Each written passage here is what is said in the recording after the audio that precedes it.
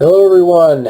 Last video was about the gubernatorial primary candidates for the state of California. This one will be about a few different primary races, ones in districts that yours truly lives in. Now, to reiterate what I said in the last video, because of California's state law, the top two candidates, regardless of party, go on to the general election, and also sources of information regarding the candidates are going to be in the description, just like the last video. Now, because of redistricting, the state assembly race in my district is going to be a tad different than I thought. My incumbent, Tasha Boehner-Horvath, has been drawn out of my district, and Laurie Davies has been drawn into my district, so no matter who wins, I'm getting a new state rep once the new state assembly term begins this coming December. Now, in State Assembly District 74, there are only two candidates running, meaning that this race will merely be a dress rehearsal for November's general election. The incumbent/Republican in the race is Laurie Davies, and her challenger is Democrat Chris Duncan. First, I'm going to talk about Duncan. Now, according to Voters Edge, his top three priorities are climate change, economics, and reduced taxes, which is a promise I highly doubt he's going to keep. I don't know very many Democrats, though to be fair, I don't know many Republicans either that tend to actually do good on that. And homelessness. He's a former attorney for the Department of Homeland Security, which is an unconstitutional organization that never should have been formed in the first place and probably doesn't bode too well for his civil liberties record, so just keep that in mind. Of course, what disturbs me the most about his record, however, is that he's supported by the California Teachers Association because at least half the problems of public education in California and nationwide can be blamed on the teachers' unions. Problems such as the poor quality of education, bad teachers being nearly impossible to get rid of, and more disturbingly, the cultural Marxist propaganda being taught in schools, such as critical race theory, and most disturbingly of all the grooming and pedophilia going on in public schools under the guise of LGBT rights. Which is really unfortunate because that's basically going to drive back the cause of LGBT rights by 50 years if we don't rein that in. Now, many of these teachers' unions were and are still in favor of mask and vaccine mandates, making them organizations that are far more concerned with partisan politics than the welfare of the students that they pretend to care about. He has the endorsement of most of the supermajority that's turning California into a tyrannical third-world hellhole. That, along with the cherry on top being his grandstanding on Twitter about the NRA being the devil, means that pigs flying out of hell while it's freezing over is a far more likely occurrence than me voting for this clown. Of course, while we're still on the subject of gun rights, his opponent Laurie Davies should be better on that issue, and is, but not as much as she perhaps should be, as she voted in favor of AB 1621 to increase penalties for people who make those ghost guns the gun grabbers want us to be afraid of, and patted herself on the back for it by being a, quote, responsible gun owner who supposedly knows when it's time to put partisanship aside. Yeah, somehow I don't think that Twitter post is going to age very well. Anyway, I responded to that virtue signaling a few days ago, and I'll let you know if I get a response back, but I'm not holding my breath on that. In fairness, though, the other Second Amendment vote issues I could find on her record were better, but I still don't like that ghost guns vote, and neither should you. Now, one of the main purposes behind the Second Amendment is a check on government tyranny and guns being tracked, registered, and so-called ghost guns being restricted or banned, as in this case, is a massive undermine of that.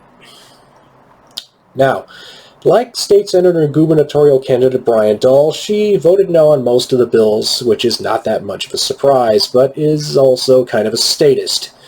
She voted for AB 2408, which legalized frivolous lawsuits against social media companies for being addictive, which is about as ridiculous as suing fast food companies for making you fat or suing alcohol or car companies for drunk drivers.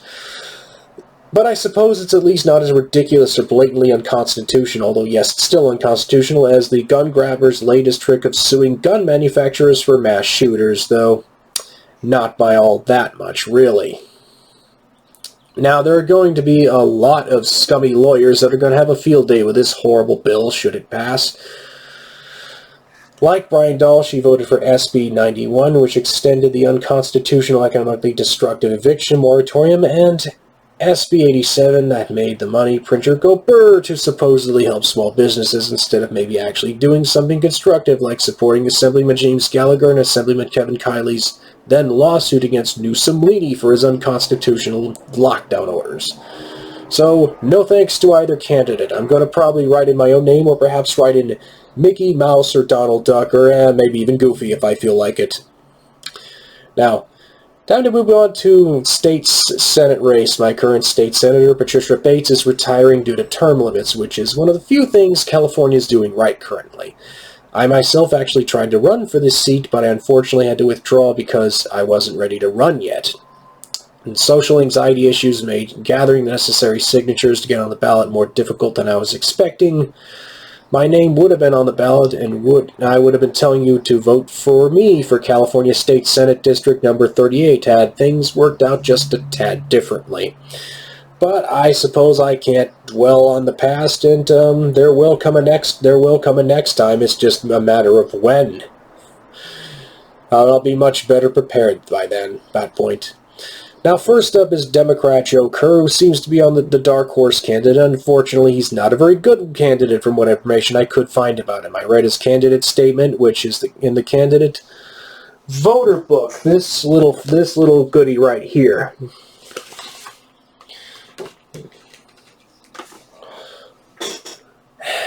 And to his credit, you can actually tell that he wrote the statement himself. It's rather obvious from said statement, though, that he would implement more of the same totalitarian garbage we've had to put up with under Newsom-Leedy, particularly him bragging about helping to have a bunch of people vaccinated. Believing that the vaccine's effective doesn't always mean someone will want to force you to take it. Good example of that would be Donald Trump.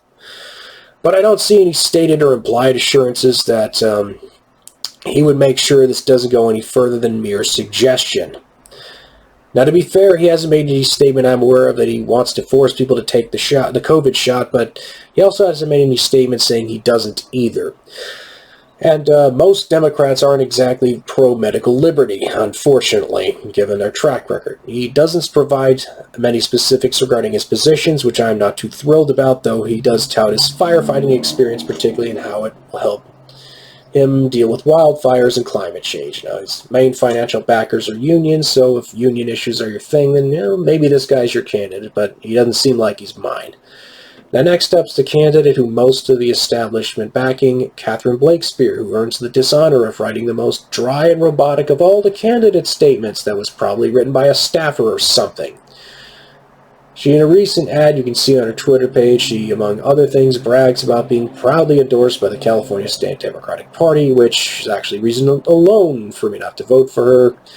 But wait, there's more. She's also being endorsed by the California Teachers Association, which will no doubt mean support for radical leftism and pedophilia in classrooms and protecting bad teachers. But, of course, there's still more. Blakespear apparently can't handle criticism, as she recently had to settle a lawsuit against her for blocking critics on her mayoral Facebook page, as Mayor of Encinitas. As a lawyer, you would think she would know about the court ruling a few years ago that said Trump couldn't block people on Twitter.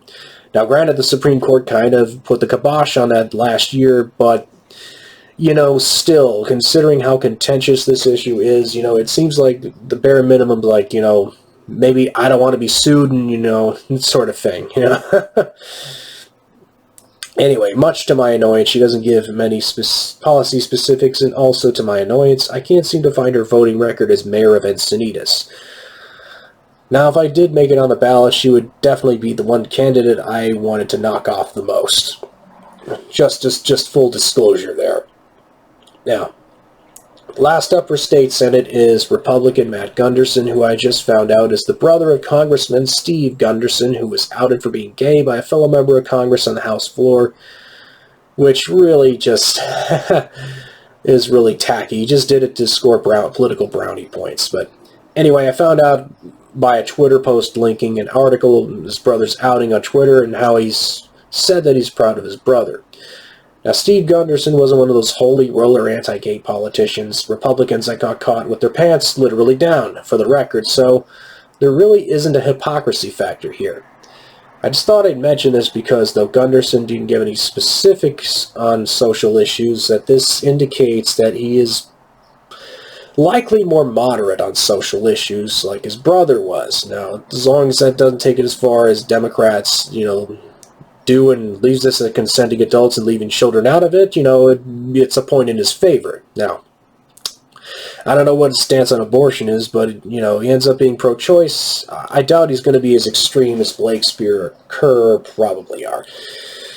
Now, Gunderson, unlike his opponents, actually gave some policy specifics, not as many as I'd like, but at least something to work with. He wants more transparency in state spending, which we do indeed need. He's critical of unemployment backlog that occurred during the lockdowns, which was a problem, but I'd have liked to heard the obvious solution to no more lockdowns. But he wants nonpartisan audits of spending, which is good. I can definitely get behind that. He says there should be greater deference to community preference in regard to gentrification, which sounds good, but then he contradicts himself by saying that the developers should be given free rein, quote-unquote, his words, my emphasis to build rental properties near residential homes.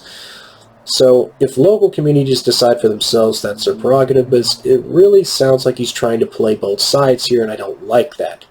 I understand the gentrification issue is complicated, but I would like a more clear and consistent stance that comes off as a little less pandery. Now, he opposes defunding the police while supporting better training for police, including de-escalation training, though I'm not sure what he means when he says the police should reflect the diversity of our state. Hopefully this doesn't mean racial quotas, as I highly doubt that's going to solve police brutality and accountability issues, and the concept of diversity hires is actually kind of insulting if you actually stop and think about it for 1 second. I would seriously like to hear some clarification on that one. But his solution on the homeless problem is honestly not that much different from what we have already heard the last 20 years or so. We need more shelters and funding. Okay, sounds great until you consider all the money thrown at the problem hasn't done anything. I'm a bit disturbed at a suggestion that we demand the governor declare a state of emergency on this matter because, although it's a serious problem, yes, I'm concerned of the shameless, unconstitutional matter which Newsom Leaney has abused his executive authority as governor these last 2 years. I mean, another state of emergency to expand the already excessive executive powers of the governor is the last thing we need right now. If you really think this is a good idea, you maybe need to read a few history books or something. I don't know what else to tell you. His educational policy is a mixed bag. I like that he supports school choice and his encouragement of vocational training, but I don't see how recruiting more teachers is going to improve the situation unless he's suggesting we reduce class size. In that case, maybe mention that. But pay incentives for teachers working with at-risk students is an idea that has potential, but I'd also like to see performance-based incentives across the board and reforms to reduce the power of the teachers' unions and, of course, make it easier to fire bad teachers. Of course, no critical race theory or grooming in schools. He wants to give tax credits for student loan borrowers, and I like the idea a lot better than the idea of student debt forgiveness, which many of the left are suggesting, because 9 times out of 10, I'm going to support tax cuts, and this might help solve the student loan issue without breaking the backs of taxpayers by making the money printer go brrrr again. Now, he wants to cap student fees for universities, which sounds good in theory, but price controls have an abysmal track record, with the ultimate example of that being the failure of price controls leading to gas lines. The way you reduce costs in the university system is by reducing, and most things, by reducing involvement of government in higher education, encouraging competition by reducing regulations to make it easier for alternative schools to gain accreditation, as well as alternative options such as apprenticeship and certification programs. So, as usual, the answer is less government, not more of it. He also wants tax incentives for green energy, which is good in theory, and I like tax cuts, but government picking winners and losers tends to result in too many unintended consequences to be a viable policy. Better solution would be reducing the regulations and red tape to make it easier to set up nuclear power plants, as well as, businesses to actually come up with solutions, pre-market solutions to the problem, and of course maybe not giving subsidies to oil companies. He promises the biggest middle-class tax cut in state history by using some of the surplus money, which I'm totally in favor of, though I do wonder how he'll get such a proposal to the governor's desk. Overall, Matt Gunderson is not my dream candidate, but he may have enough going for him for me to give him a chance. Probably going to vote for the guy, though. I reserve the right to change my mind in the general election. Anyway, last but not least for this video, the last race I'm going to talk about is going to be my candidates for California District number 39, which again is another district I live in. To save some time, I won't be looking at the incumbent Mike Levin, who's been spending his entire time in Congress being a puppet of Sleepy Joe, or the other Democrat in the race, Nadia Smalley. Yeah, no thank you. You guys have had your chance. First up is Lisa Bartlett, who claims she can win due to never losing an election. She doesn't give many policy specifics, again to my annoyance. Under what she describes as her America First plan, she promises to combat inflation, secure the border, ensure election integrity, oppose mandates, address homelessness, strengthen public safety, and empower teachers and students. This all sounds good without concrete policy proposals. I have no idea how she believes she intends to accomplish any of this. Now, she's being endorsed by Larry Elder, which is potentially good, but I still need a bit more. She could be potentially the best candidate in the race or the worst. I don't know, and I don't like the fact that I don't know.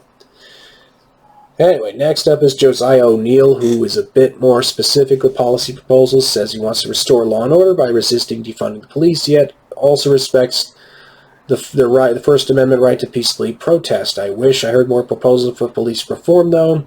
Says that human trafficking deserves our full attention, and is indeed correct, though much of the human trafficking problem is driven by the failed drug war, and I don't see any indication he wants to change that, unfortunately.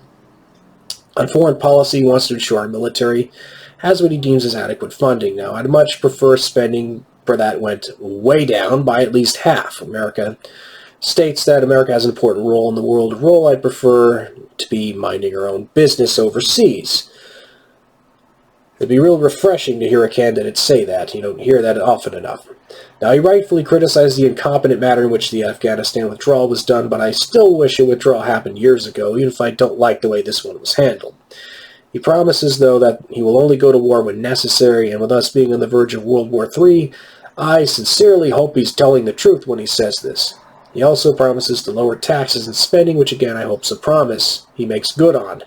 If elected, though, I've heard many Republicans renege on that promise, unfortunately. Even Ronald Reagan, who famously said, "Government's not the solution, it's the problem," didn't have a very good track record when it comes to reducing government.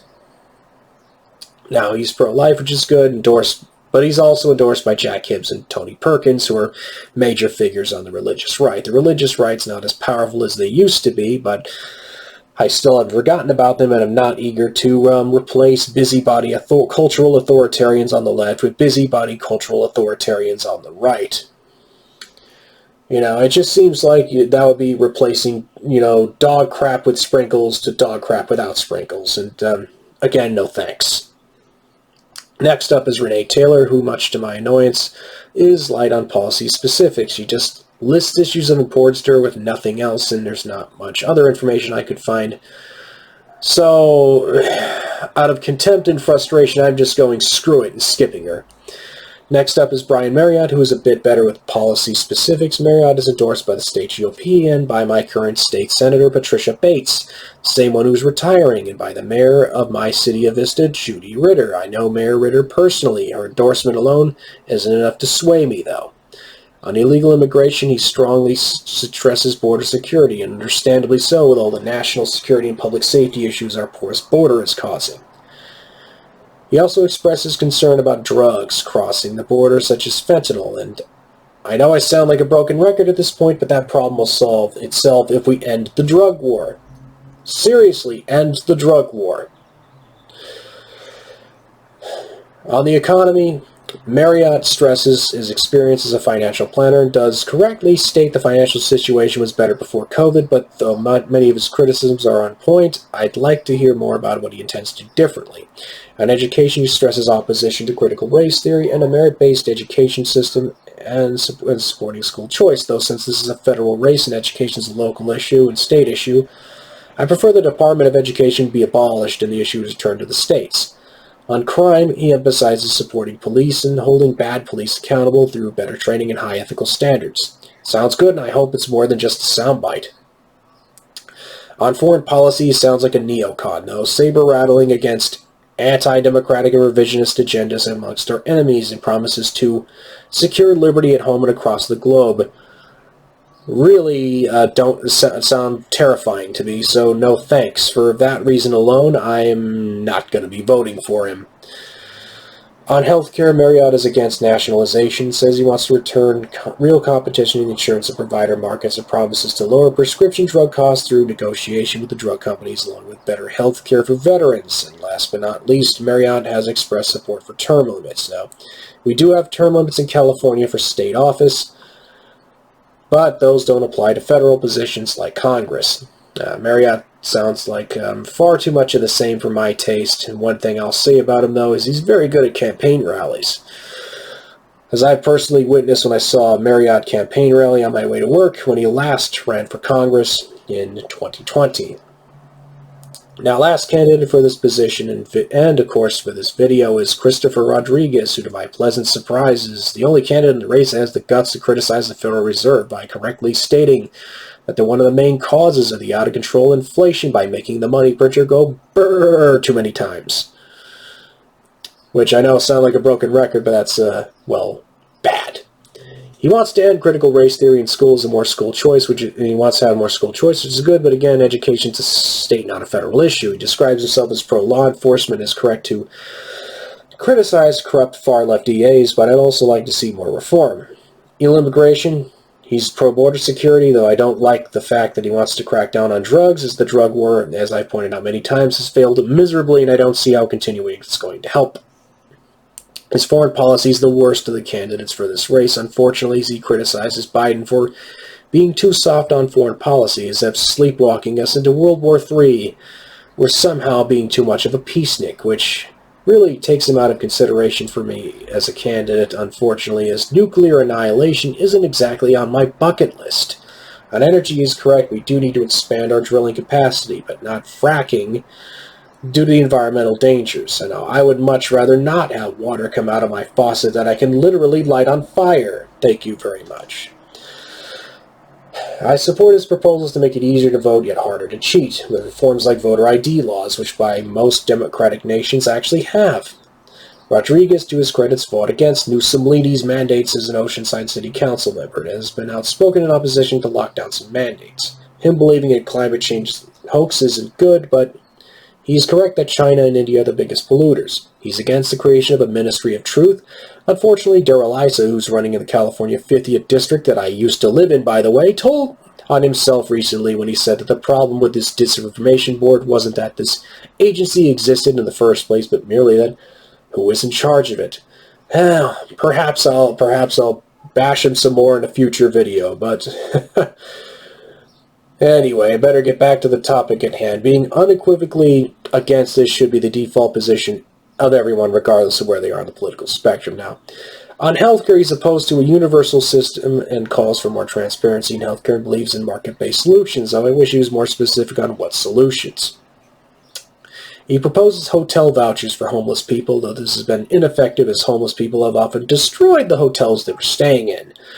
And again, as I've said, throwing more money at the problem is not exactly effective strategy. Of course, he says he supports Israel when, frankly, the whole mess has never been any of our business, and we should have never gotten involved in the first place. Really should have washed our hands of it decades ago. He's pro-2A, which is good. Overall, Rodriguez has some positives going for him, but his foreign policy stances make it to where I, in good conscience, can't vote for him, which is very disappointing.